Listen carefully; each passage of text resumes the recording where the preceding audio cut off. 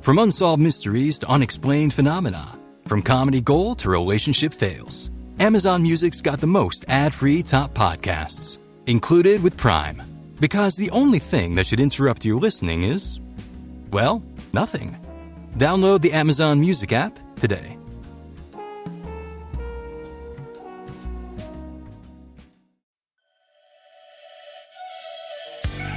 You're listening to the Best Morning Routine Ever podcast, the show that proves no one stumbles upon success ever. With your host, Lou Need. Every Mondays and Thursdays, we deliver cold hard evidence behind the power of a robust morning routine. Get ready to be transformed by the renewal of your mind. Hello, morning enthusiasts. Welcome to the Best Morning Routine Ever podcast. I am your host, Dr. Lou Need, and today I am honored to have a very special guest with us, Brent Kedzierski. Now, he is a leading expert in human-centered connected worker ecosystem. You're probably thinking, what does that all mean? And that's why he's here to tell us all about it. He's have nearly 40 years of experience in driving innovation and talking about the whole person. He has a book he's working on too, we'll dive into in a little bit, talking about the whole person and bringing your whole self into what you do daily, especially in the workplace. Now, he's held roles at Shell, Hexagon, focusing on employee well-being and sustainability. So I'm really excited to have him on here today. So with no further ado, Brent, welcome to the show. Well, thanks so much for having me, and I'm looking forward to our chat. Yes, it's my absolute pleasure. We love a hero's journey here at BMR. I'd love to talk about like your why and how you got started. Well, sure. I mean, my story is a pretty simple, kind of a traditional, where you talk a little bit about my background in terms of genealogy. And, I grew up in Pittsburgh in a suburb of the steel mills where I could see the steel mills in the back of my yard, the smoke coming out. And all of my relatives were steel workers or mill workers. And I really grew up with that whole idea of, ingenuity. If you didn't have something, you didn't have a part that would work, you'd create it, you'd make it yourself, you'd tool it. And then I started through high school and college doing a lot of industrial jobs. And I really was fascinated by the industrial psychology of work. Why did people work? What tools did they use? I got into a lot of studying about living conditions of workers in mill towns and near steel mills. And I was just researching the other day about a little community called Painters Row outside the Carnegie steel mills and how dilapidated and how the living conditions were so terrible. So I kind of always had a compassion for workers. And I started my career in DC doing a lot of behavioral science work with the military and studying, why a colonel might make a different decision than a captain or a general, and, why, pilots would be overloaded with sensory stimuli and things like that. And so that was always something. And that got into this whole business of human performance engineering, where you looked at the environmental conditions and you looked at the person conditions and you kind of debugged or investigated why people weren't happy in their jobs. And so I did a lot of these behavioral analysis of working conditions and job performance. And I spent a lot of time doing that in a governmental setting, so with big departments and agencies. Then I was recruited into Shell, and I started to do that on a kind of a global basis for Shell, being kind of their big transformation agent, their strategist when it came to big global people initiatives, things like, global competence management or global learning. So that's kind of what I got into. That's my background. So one of my favorite things to do probably is to go like even to nursing homes and talk about old people, the people sitting there that had, years and years of experience to talk about their jobs in the 1950s or 40s or 60s. But I find it very interesting. And that's what I've come to this whole bit within Hexagon and Shell about the connected worker. How do you use technology and engineering to improve the anatomy of somebody's work? So, and when we talk about anatomy, we're talking about bottlenecks and delays and bad data and unavailable data and poor working conditions, whether it's, ergonomics or whether it's collaborative opportunities or anything like that. So that's a lot of different. How do we do that? How can we do that? Use innovation to actually use to connect employees and well-being of employees. Well, if you think about the whole connected worker history, the first connected workers probably were, people in the railroad industry years and years ago, when they might use flags to, signal that, hey, the train is coming, or they might use whistles. And, so you would use sight and sound to communicate. And then you think about, maybe later on with construction workers on the highway, where they would use walkie-talkies to communicate, hey, let the row of cars go. These ones have all passed. So we've always tried to connect people with the equipment that they use, with the people that are involved in their work, and with the data that's being produced all over their system. So if you think about it in terms of connected workers today, we want the worker to be central in a human-centric design. So for years and years, we kind of forced productivity and automation as the big levers for productivity. Throw more automation at it, throw more process at it. And now we're getting to the age where we're starting to use automation for the right things, meaning safety and redundancy and degrading work, dangerous work. And we're starting to use it now to not only get all those things out of the way of the human and make the human's job a bit more enriched and safe, but we're also using it now to make the human's work less aggravating, frustrating, and more enjoyable. So we've gone through these dimensions in society about work. Work was basically drudgery, difficult, demeaning, dangerous. Yeah. And then we got to a point. Yes. And, then we got to a point where, we were focusing heavily on squeezing productivity out of people and doing quality management. And then we got to this era in the 80s where we said, we really got to have this war for talent, because there's really great performers out there, it's what we call superior performers, and we've got average performers. And so the world was combined of basically 80% of the workers were somewhat, you could put them in an average bowl, and then 20% for some reason or the other would be exceptional. And it always had to do with factors around the environment or training or, individual motivation and things like that. So the idea became, how do we engineer work so we don't disenfranchise some people, but franchise everyone and bring everyone up to the same level where they can deliver their best self to the work and they can be happiest in the work. And so we started this war for talent, where it unfortunately was about fighting other companies to get the best applicants in the door, the best resumes. But unfortunately, what happened is we get these best people in the door, and best people are always more mobile than average workers or average resumes, things like that. They just have more opportunity. And they would leave. So you'd get them in the door, but you couldn't keep them in the door. So that initiated this age of worker experience. So it wasn't just about making the company attractive to entrants. It was about making it sustainable for people to stay with your company and make the working experience enjoyable and fulfilling and rewarding and growth orientated. So, that's where we're at today's world. And if you look at like Gen Z, they don't want to work to live. They want to live and work. They want it to be a blended experience where, work is part of their overall enrichment of their life. It's bettering their whole life. And they're looking at this whole person attributes of work. So work's got to change. We're all a little bit slow in changing it as fast as we need to make sure people are happy.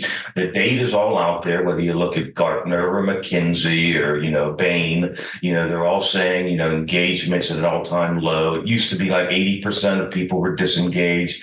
Well, now they're moving from really disengaged to kind of disenfranchised. So it's actually getting more intense. And so companies really have to start to think about re-engineering the workplace so that it's a new evolution of work and life together. And we're not just talking about putting a gym in the facility anymore. This is going deeper than that. We're not just talking about putting a daycare center in the organization or yoga studio just to kind of incorporate that work-life balance where you can be happy. Your well-being is important. So we're putting these, say, features on the premises to help your life become easier. But we're talking about sheer satisfaction. We're talking about people are happy to show up to work. We're talking about people are feeling compassionate about what they do and wanting to come back daily.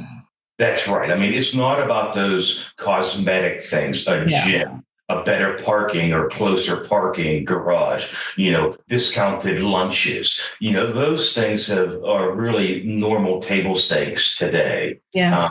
People don't want to have to go to work and have to stop and, after their commute, they've got to walk a half a mile to get to the building, or, they don't want to have to stuff all their lunch in a small space or their coat. And, it's really evolved it's their enhancers, the person going in there saying, boy, this really enhances my work experience and my life experience. And you'll see that because you're seeing a lot of companies now, they're giving more mental health care programs. They're giving more wellness programs, so it's not just about providing a gym. It's providing maybe a personal health coach or, personalized health programs that people can sign up for and engage in. So it's building that community setting where people can flourish. Yeah. Yeah, and it's necessary, as you said, because the workplace is changing, just as the generation is changing. Gen Z or even millennials. I'm going as far back as millennial. I'm a millennial, and you compare us to baby boomers or generation before us. We're not willing to work 40 hours for 40 years. We get a watch and we go retire and sit somewhere else. We're looking to travel in the midst of it all. We're looking to find purpose more so than just showing up, because the industries have changed. It's more of an information era as well, too, especially with AI in the mix. And don't you think, people deserve it. My brother's a scientist and he does a lot of studying. He always talks about, people's lives 2,000 years ago when people lived to be, 35 years old. And that was the life expectancy, or 42 years old. And in that time, they suffered to find food. They worked in, very dangerous work where, I remember looking at even like the Pittsburgh survey that they did in 1907, the per capita number of people that died per annum per year working was atrocious. I think in Allegheny County in Pittsburgh, where the steel mills were, out of every 1,000 people, there were a high percentage of people that died every year, and it was just expected. And, if you had 30 people in the steel mill die a month, that was kind of just a regular month. Mm-hmm. And, that would not be tolerated today. So as the world evolves and society evolves, the workplace has to evolve. And sometimes when we look at, I use this worldview called teacup. We look at technology. What's the advancements? How's technology helping people be better leaders and better workers? We look at the economic conditions. How are economics helping people to improve the condition of life and work?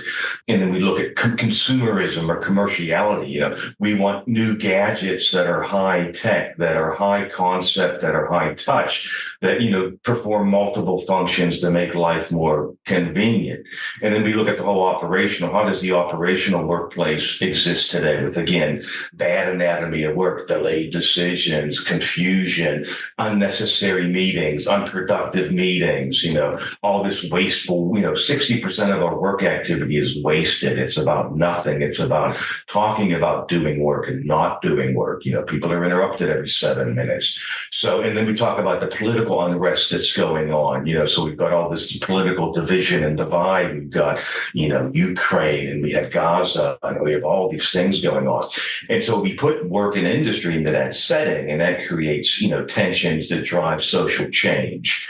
So it's really something that companies have to pay a lot of attention to, because again, a lot of people now are concerned more about the type of company they work for. What's its mission purpose? How is its economic and environmental footprint? Is it helping? Is it being a servant to community? And I've always had this position that strong workers go home and make a dinner table that's strong, a family that's strong. They go out to their children's sports events and make a community strong. They take their children to church or community events to strengthen the community. That makes a stronger community, that makes stronger societies, that make a stronger world. So much of life starts with the 100,000 hours that people spend in their lifetime at work, and how that 100,000 hours shapes them to be a better person. And that's what industry has to do, is saying, look, we're taking this huge percentage out of someone's life, and do we make them a better person, or are we killing them with obesity, drug abuse, alcohol abuse, cardiovascular disease, sedentary lifestyle? Do they go home and flop on the couch and eat their suffering because of their work job? So, companies have to understand how much influence they have on society. Yeah.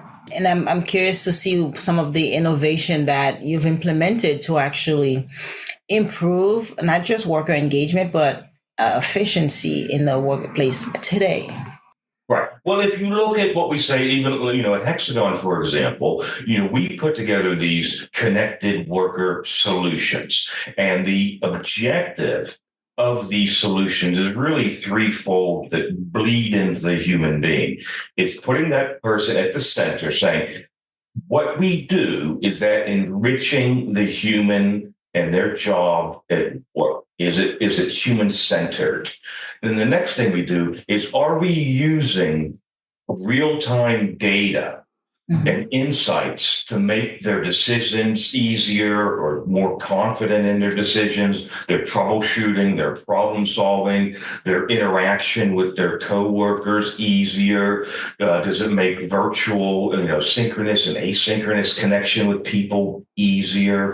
And then the third thing, does it deal with interoperability between people and systems and interfaces? So we used to live in this hierarchical, siloed organizations where silos worked in isolation. And today, in a matrix economy, in a matrix workforce, you've got to be able to reach across the aisles, understand what's going on in other dimensions of the organization, learn from that, reduce the cycle time of learning and performance and integration to promote innovation and well-being and all those things. So the solutions always go around what I call this psychology and synergy of work. So, every work task starts with, well, you've got to know when to do it. Then there's signals and data that come to help you start it. And then you start it, and then there's signals that tell you how it's going. And then during the course of getting all this information, you have to kind of make sense out of the world of that task. The problems will arise. You have to troubleshoot, make decisions. You have to integrate with people. You have to know when to escalate and when not to escalate. And then you have to learn how to, conclude a task and document and learn from it. So all the solutions at Hexagon, for example, try to take every element of work in a setting from a human perspective and say, how can we make that work experience better for the individual or the team? And that's kind of how we will look at things. And we look at things in terms of two platforms: environmental. So the whole thing about, are the performance expectations clear, and is feedback really clear, really high quality feedback? Are the data, resources, information the best they can be? Are the incentives to do the work enabling? Meaning, a lot of work it's disincentivizing to do a good job, because sometimes the better job you do, you get all the work, for example, and everybody else doesn't get it. Or, the more work you do, the better you do it, the more you get. Yeah. Or you get stuck in a rut because, you're the person that can be depended on to always do this job well. So we're going to always give you the same kind of junky task because you do it. Well, I don't want to do that task. And then at the individual level, you have to look at a person's whole person, their skills, their behaviors, their knowledge. And then you look at what motivates them in terms of the work, intrinsically or extrinsically. Are they matching up with what you're asking them to do? And then the last thing is, how are we enhancing an individual's physical, intellectual capabilities to do more, to grow and improve themselves with technology? So that's kind of the work environment. That's where I got into this whole person living that I like to advocate in parallel with this whole person approach to connected work or connected work. Yeah, the human-centered piece of it. And I know you mentioned offline that you're currently working on a book. Not sure of the title yet, but it is around how to bring your whole self into the workplace, but not just that, to the community, to your family. And let's talk about how we individuals can incorporate some of the, I say, habits or rituals, because I know it really starts with a morning routine as well. So let's get into that. Right. Well, if you think about your life and everybody everyone's life is about their behaviors, okay? And the behaviors are driven by, the choices they make, the decisions, and all of those things are based on 6 core dimensions that every person controls. So life's about behaviors. You get good or bad result in your life based on your behaviors primarily. Of course, there's other things, but the whole person is comprised of 6 core components. That's your knowledge, so what you know, your skills, what you can do, your motives, what energizes you, what excels you to action or behavior, your traits, how do you deal with things, and what helps you deal with things that are in those first 3, the social role you choose to play, or your tribe, your community, and your self-image. So how you show up to yourself and what you see when you look in the mirror. So it's those 6 behaviors. Now, those are the core dimensions that drive your behavior. Now, there's a lot of other things that other people will say, but for strategy's sake, we keep it to 6 because most other things will fall under one of those big spokes. And then what you have to do is you have to put that frame against a strategic frame, which I call a lot of times like the wheel of life. How do you look at things? And then we use all those things to turn on our brain chemicals, because at the end of the day, our behaviors drive our brain chemicals, and our brain chemicals drive our behavior. So let's talk about that. So if I were telling you, like, the knowledge you have is like what you choose to learn and how you choose to apply it.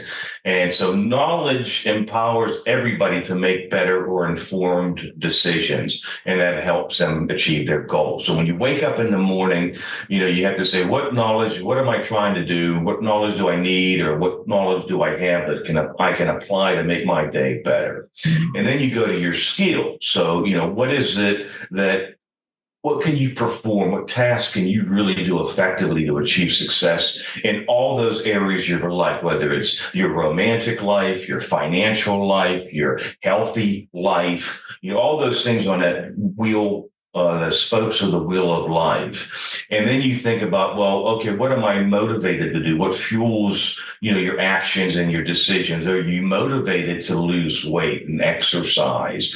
Are you motivated to go volunteer? What provides you the energy to pursue those goals you listed in the morning? And then the things like your traits. So, traits are different from skills. Traits are things like resilience or empathy or patience and, things like that. And everybody has a top 3 of their traits that really shape their character. And, if you ask somebody to define your 3 traits, they'll probably give you 3 right off the top of their head about you. And then it's about your self-image, about how you see yourself. And that's, your self-reflection, and self-awareness and image boosts your confidence or it kills your confidence. It boosts your self-esteem or kills your self-esteem. And all that things about confidence and esteem, they influence your behaviors and thus your well-being. And then the last thing I put in this bundle is your social role. So how do you contribute to your community, whatever you define your community to? Your relationships, your sense of belonging and purpose. Because remember, humans have three things, and that's it. People are all fallible, but they're adaptable. So they all are going to make mistakes for faulty people, but we can change. We all are social beings, so we want to have some kind of affiliation, some kind of social mirror to view us against in the world. And the last thing is we all want purpose. So again, look at those 6 elements that I talked about, and they all go back to those 3 things about being social, looking for purpose, and being growth oriented in terms of what you don't know or what you do know. And all those dimensions drive your behaviors, right? So if you understand the importance of exercise and why a healthy diet can help you, that'll drive your behaviors. If you're a great communicator and you are really good at expressing your thoughts clearly and influencing others, you might put your best self in that regard. And same thing with, it goes down the list of motivation. If you really like to join social groups or reach out to friends or, that can help you with your goals. And then the same thing with the traits and the self-image. So what every person does is they can probably align themselves to one of the original Carl Jung 12 archetypes, the warrior or the hero. And I always tell people in a lot of sessions I do, go find what archetype you are, and that'll help you build a brand for yourself. And what you do is you find out what are your strengths in all those 6 areas I told you about. What knowledge are you really good at or you need? What skills are you really good at or you need? What's really motivating you lately or not motivating you, and why? And you build that to plan out your daily plan, your weekly plan, your monthly plan, and your big 6 life plan. So I think that's kind of the whole thing that I would say people to do. And what happens in all this, so we go back to that life one, say health and fitness. Okay, when you exercise, guess what? You're activating dopamine in your brain because, you're feeling like I'm achieving my fitness goals. Well, then when you exercise, you're releasing endorphins because endorphins are released through exercise. And then if you're choosing to behave with a healthy diet, you're releasing serotonin because serotonin is released by better, fruits and vegetables and micronutrients and all those kind of things. So, now you've taken that. And then maybe you look at your career and you say, well, I'm releasing dopamine because I'm achieving my career goals. I'm getting serotonin released because I'm more satisfied in my job. And maybe I'm releasing oxytocin because I'm having better social relationships with my work colleagues. So I can keep going on down the list from the financial elements or the family and friends or the romance or the, fun and recreation spokes of the wheel or your community contribution. So it's all about, getting a strategy for yourself saying, my life is about my behavior and the behaviors and choices and decisions I make. They're typically driven by me putting my best whole self into my life, which are those 6 things: my knowledge, my skills, my motives, my traits, my social role, and my self-image. And when I have a solid plan against my life wheel, it's going to release those drugs that I crave every day. So, for example, like if you're using Duolingo to learn a new language, every time you learn a new phrase, you're releasing brain chemicals. You go exercise, you're releasing brain chemicals. So a lot of people should be planning their days on how can I promote and release positive brain chemicals in my day through my behaviors rather than medicating these brain chemicals. Yeah, well put. To summarize it, yeah, absolutely right. Releasing all these dopamine and serotonin just by habit. Just by deciding to, I'm going to work out this today and the rest will take care of itself. and kind of leading to that to that satisfaction at work and finding that purpose, which is the ultimate core. Right. Well, I mean, if you think about brain chemicals, I mean, that's what we're trying to activate. And I think there's a new era where people are coming, I'm going to go to a dopamine area. I want some pleasure, or oxytocin. I want love, or I want serotonin. I want intimacy, or, what is it that you're going for? I want, some emotional connection, and that's going to boost serotonin, or whatever it might be. I want bonding with someone, so I want that elevated oxytocin or whatever it might be. Mm-hmm. And for morning routines, let's talk about yours. How do you get up, dress up, and show up? And I know you do it intentionally to kind of encompass the aforementioned. Right. So I found that, we live in a world today of what I'd call content shock. So there's more content out there than we can consume. So we have to make deliberate choices of where we spend our time and in what we're doing. So I try to really have a routine that says, okay, I'm going to get up, and I got to achieve these things. So obviously I have the Fitbit watches, and, we track ourselves. Did we walk our 10,000 steps? Did I get my 9 hours of sleep? Did I, was I really mindful in doing that? So I try to have my day planned out where I do try to activate all those brain chemicals. So I get up, I spend time with my dogs, which is important to me because, they wake me up they're very regimented, get me up at, 6:30 in the morning, and I have my coffee with them and watch a little bit of my news, might read a few of my library-based magazines that I enjoy, and all this stuff's on a schedule. Then I like to do, my workout, and then I might do a little bit of writing because I enjoy my writing. And through all of that, I'm getting my brain chemicals, okay? So all of that stuff will typically take me to about 11 o'clock. Mm-hmm. And then what I like to do is make sure at that time, and I can show you, I've got my water jug here that I make sure I have, not just 2 of these a day, but I try to have about 4 of these a day. And so I'm checking myself. Did I maintain my water intake? Did I get my exercise in? Was my exercise varied? So, my portfolio, I love a maxi climber that I use. And I like that. Now, I like to get outside and hike, too, because I live in the Blue Ridge Mountains. So I'm afforded a wonderful opportunity to be outside with the nature. And then I have my hobbies that I enjoy doing. I like to do things that are 2 ways of tinkering. I do physical tinkering. That might be something, with my hands that I enjoy doing. I do like to paint and things like that. That's really just, I'm not very good. I do it only for me, with no other expectations, but I love to do it.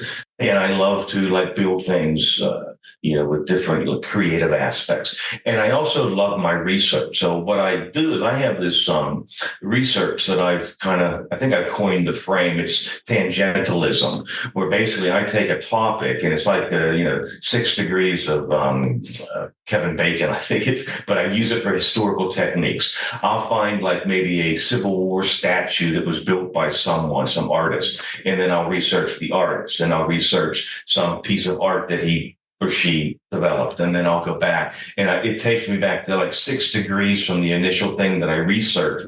And I find that just fascinating work, because what it does is something that's going on today with history is we're getting to a deeper level of historical investigation, because a lot of the primary research has been done on whether it's Abraham Lincoln or George Washington or whoever. And now you can go to deeper aspects of the research. So again, I love to do those things. So at the end of my day is something where I really feel I've accomplished at least 3 major things in addition to my standard day achievement. The standard day is, did you drink your water? Did you walk your 10,000 steps? Did you do all the things you typically have to do with the dogs and this and that? But then I have 3 other things that I did. Did I finish an article? Did I go to trivia night with my neighbors, my friends? Did I do this? So, and all those goals keep you happy. Goals really make people happy. Having something to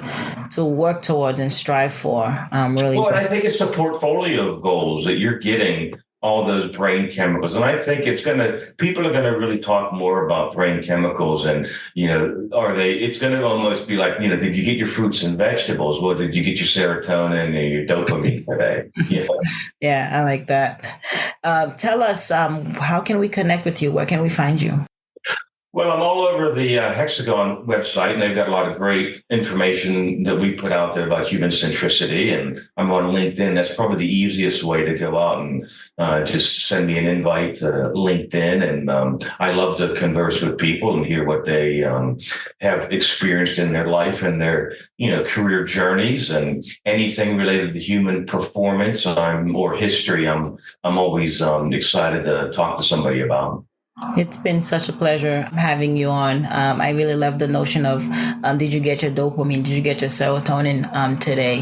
No one has put it that way, but it is really what we're chasing, isn't it? That's why people get into drugs and in that field, those feel good activities.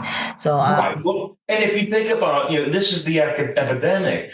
Most people turn to drugs because their dopamine is shot. They're depressed. Most people turn to drugs because they've got no serotonin. Most people, and if they would think about, well, let's do the natural way to make ourselves feel better. Let's really try that first. And then if that doesn't work, go to your primary care physician and maybe they can help you to augment your brain chemicals, but don't turn to the abusing methods that so many unfortunately turn to. Yeah, the self-medicating, it's real. Yeah. Right. Brent, it's been such a pleasure having you on the show today. Thank you so much for taking the time. Well, thank you very much. I enjoyed talking to you. Well, all right, morning enthusiasts, that's it for today's show. Thank you for tuning in.